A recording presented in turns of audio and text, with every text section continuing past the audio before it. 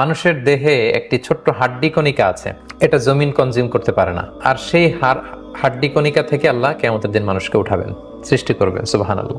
সাহাবারা বললেন, আইয়ু আযমিন হুয়া ইয়া রাসূলুল্লাহ, হে আল্লাহর নবী, তাহলে সেই হাড় বা হাড্ডি কণিকা সেটা কোনটা? বিষ্ণু সাল্লাল্লাহু আলাইহি ওয়াসাল্লাম বলেন, আজবুজ জানাব, ইংরেজিতে বলে কক্সিক্স, ইংরেজিতে কক্সিক্স বা টেইল বোন, বাংলায় বলে পুচ্ছাস্থি। পুচ্ছ মানে লেজ আর অস্থি মানে তো হাড়। কক্সিক্স হচ্ছে আমাদের যে স্পাইনাল কর্ড আছে শির দ্বারা বা মেরুদণ্ডের একেবারে নিচে, আমাদের স্পাইনাল কর্ডের একেবারে নিচে টেইল বোন, যেখান থেকে বিড়ালের লেজটা তৈরি হয়, যে জায়গা থেকে বানরের লেজ, গরুর লেজ যেখান থেকে শুরু হয়, ওই জায়গাটাতে আমাদের ব্যাকবোনের নিচে ডাক্তারের পরিভাষাটাকে কক্সিক্স বলে।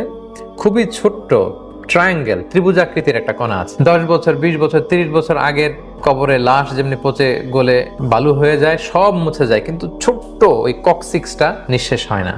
বিষ্ণু সাল্লাল্লাহু আলাইহি ওয়াসাল্লাম বলেন, প্রতিটা মানুষের ওই কক্সিক্স থেকে আল্লাহ মানুষকে আবার রিকনস্ট্রাক্ট করবেন।